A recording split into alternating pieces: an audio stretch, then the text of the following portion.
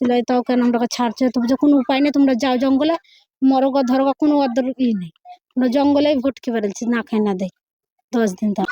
এই মুহূর্তে রয়েছে বীরভূমের এমন একটি পরিবারটি খুবই ছোট, কিন্তু দেশের রাজনীতিতে এই পরিবারের মহিলা সোনালী খাতুন আলোড়ন ফেলে দিয়েছে। বাঙালি মুসলিম হওয়ার কারণে তাদেরকে বাংলাদেশে পাঠিয়ে দেওয়া হয়, এমনটাই অভিযোগ করছেন সোনালী খাতুন।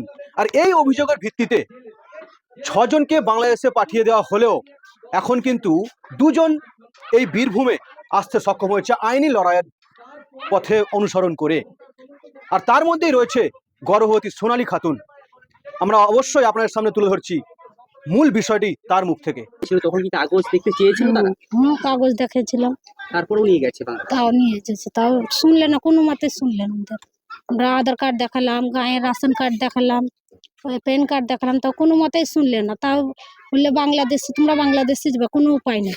আমরা বললাম, পায়ে হাতে জ্বলাম, কানলাম, কাটলাম, তাও কোনো মতেই শুনলেন না। তাও বলছে তোমরা বাংলাদেশেই যাবে। মারধর করেছিল? হ্যাঁ, 2-3 থাপ্পড় মেরেছিল, আমার স্বামীকে মেরেছিল ওই থানাতে।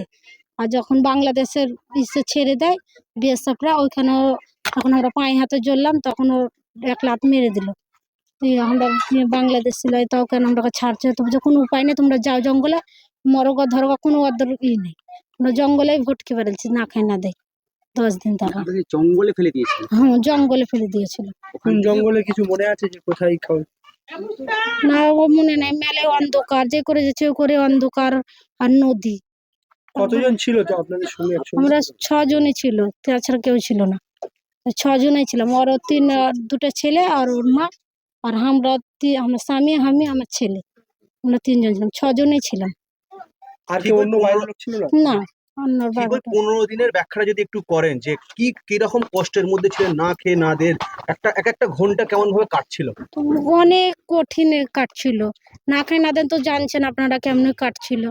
তো মেলায় অনেক কঠিনে কাটছিল, দিন রাত খালি কানতাম, বাচ্চারা তো ভোগ ভোগ করতে, কি করব করে খালি ঘুরে বেড়াতাম, যে করে যেতাম করে নদী।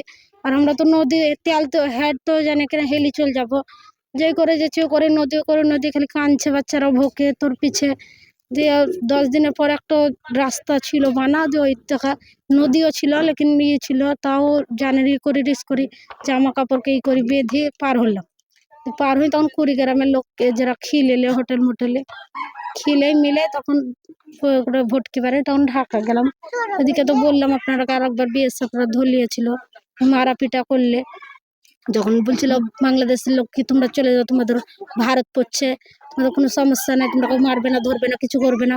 ধরো বিএসএফরা আবার ধরে নিল, ইন্ডিয়ার পুলিশ ছিল, ওরা ধরি ওরা মারি পিটিয়ে আবার জঙ্গলে ছেড়ে দিল। জঙ্গলে ছেড়ে দিয়ে আবার ঢুকলাম বাংলাদেশে, জঙ্গলে ওরা আবার ছেড়ে দিল, আবার ঢুকলাম। 2 দিন টাকা ওইদিকেও না খেয়ে না দেয় বেড়ালাম, দিয়ে বেড়াই আবার কুড়িগ্রামে ঢুকলাম। তো কুড়িগ্রামের লোককে সাহায্য করে, তোমরা জানাজানি হয়ে গেছে, তোমরা এখানে থাকবে না, তো তোমরা পুলিশে ধরে নিবে, বাংলাদেশের পুলিশে। তো বাংলাদেশের পুলিশে ধরবে, তো তোমরা ঢাকা চলে যাও। তো ঢাকা তো এমনি আমাদের অনেক দুর্ঘটনা হয়েছে, ওখানেও খেতে পেয়েছিলাম না, রাস্তায় বেড়াচ্ছিলাম, ওইখানেও রাস্তায় শুতেছিলাম, বাচ্চারা নিয়ে ঘুমিয়েছিলাম। কেউ রহমও ছিল, তো কেউ ভাত দিছিল, তো কেউ দিচ্ছিল না।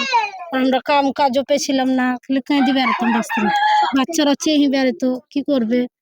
আমরা তো চাইতে পারতাম, চাইতে যেতাম, তো তোমরা কেন চেয়েছো? তোমরা তো ই লয় জুয়ান মানুষ, তোমরা কেন চেয়েছো? তো আমরা দেখেন আমাদের এমনি বলতে পারতাম না কি আমরা ভারতী, তো ধরে নিবে। তো আমরা খুবই অনেক কাটতাম, কি করবো? একটা দিন আমাদের এমন কল গেছে যে কেউর সাথে আল্লাহ এমনি না করে। যখন আপনাদেরকে ভারত থেকে বাংলাদেশে ছাড়া হলো, সেই সময় কি মুখে কোনো ধরনের মুখোশ আপনাদের লাগতে দেওয়া হয়েছিল? না, কিছু লাগাইনি। বললেন কালো। ও যখন জাহাজে চাপে তখন কালো একটা চোখে বেঁধেছিল, তখনই জাহাজে চেপে দিয়েছিল। ম্যাডাম, 10-15 দিন যে আপনারা জঙ্গলের মধ্যে ছিলেন, 2-3 দিন পরে খিদে পায়, তখন কি গাছ পাতাও খেয়েছিলেন? কি খেলেন তখন? কি খেবো? বাচ্চারা পানি খেলেতাম, নদীর পানি খেলেতাম, কি করব? পানি খেতে ধরো একদিন বাচ্চারা সবুর খেলাতাম, আমরাও খেতাম। ওই পানি খাই ভটকি বেড়াতাম আমরা, ছেলেরা ছটপট করতো খালি ভোকে। তারপরে 10 দিন পরে ওইখানটা গেলাম, তো তখন বললে কি তোমরা কিছু খাওনি? বলছে না, আমরা কিছু খাইনি দাদা। তো ওরাই সাহায্য করলে, খিলেলে দিলে, হোটেলে করলে, বাচ্চারাকে খিলে। ওই যে চাপাগঞ্জে বললাম কি ঢাকাতে গেছিল, চাপানগঞ্জে যোগাযোগ হলো, কি ওর নম্বর ছিল সিউটির বেটা জানে আর ছেলে জানে, ওর ছেলে ওর মামাকে লাগালে, আমাদের তো নম্বর নাই, মোবাইল টোবাইল সব কেড়ে নিয়েছে, লাগিল ওর মামাকে, ওর মা আপনাদের মোবাইল টাকা পয়সা যা ছিল তারা কারা কেড়েছে এগুলো? ওই দিল্লির পুলিশ থেকে কেড়েছে। দিল্লি পুলিশে। হুম। আপনাদের দিল্লি কাছে পোশাক আশাক কিছু না, যে যে পোশাকটা আমরা পরেছিলাম ওই পোশাকটাই পরে আমরাকে পাঠাইলো। আমাদের কাছে 5 টাকাও নাই কি আমরা ছেলেরাকে কিছু কিনি খিলাই। তো আমরা অনুরোধ করলাম কি আমরা যেতে দেন, আমাদের টাকাও নাই, আমাদের কিছু নাই। তো ঘর থেকে টাকা নিতে দেন কি কাপড় জামা কাপড় নিতে দেন, কিছু নিতে দিল না। যে এই একটু মুহূর্তে আপনি গর্ভবতী রয়েছেন আর আপনার স্বামী অন্য দেশে রয়েছে, এই মুহূর্তটা ঠিক কেমন কাটছে আপনার? ভালো কাটছে না, রাত্রে ঘুম হয় না, ওদেরই টেনশন হচ্ছে 4 জনের কি কখন আসবে, ওরাও কানাকিটা করছে কি কখন আসবে কখন আসবে। আমরা তো বাংলাদেশি লয়, তাও জবরদস্তি আমরাকে পাঠাইছে।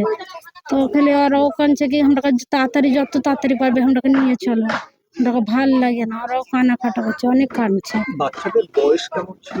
সাথে যে বাচ্চাগুলো ছিল একটু আছে সিউটির বেটা আছে বলে 6 বছরকার, আর একটু 16 বছরকার আর ছেলে। কমার্সে গর্ভবতী আপনি আমি 9 মাসে।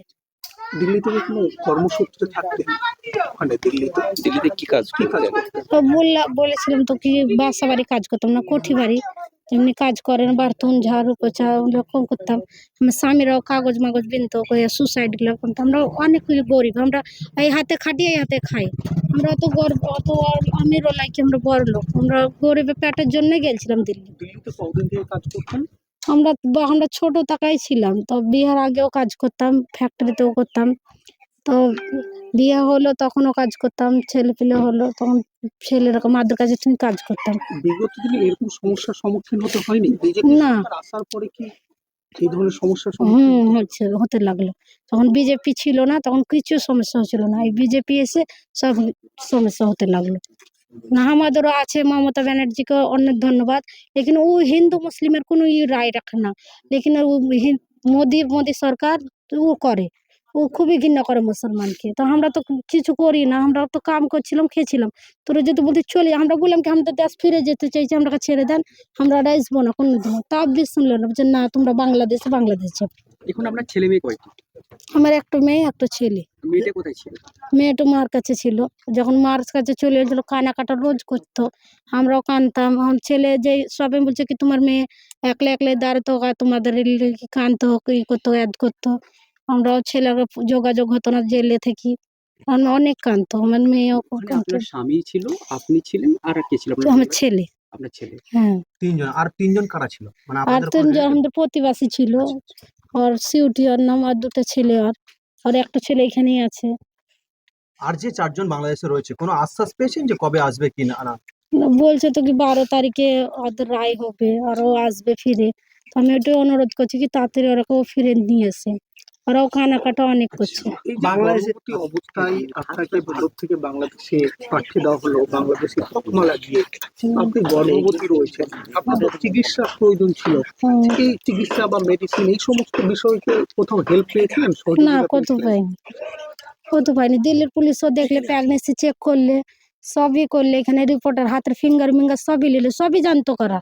ওরাকে বললাম ওকে আমরা গর্ভবতী, তো আম্বেদকর রাজীব গান্ধী হসপিটাল নিয়ে গেল, ওখানে চেক আপও করলে, সবই করলে, তার বাবজুদ भी আমরা বাংলাদেশে ঠেলে দিল। এখনো তবে আশঙ্কায় রয়েছেন, দুশ্চিন্তার মধ্যেই রয়েছেন?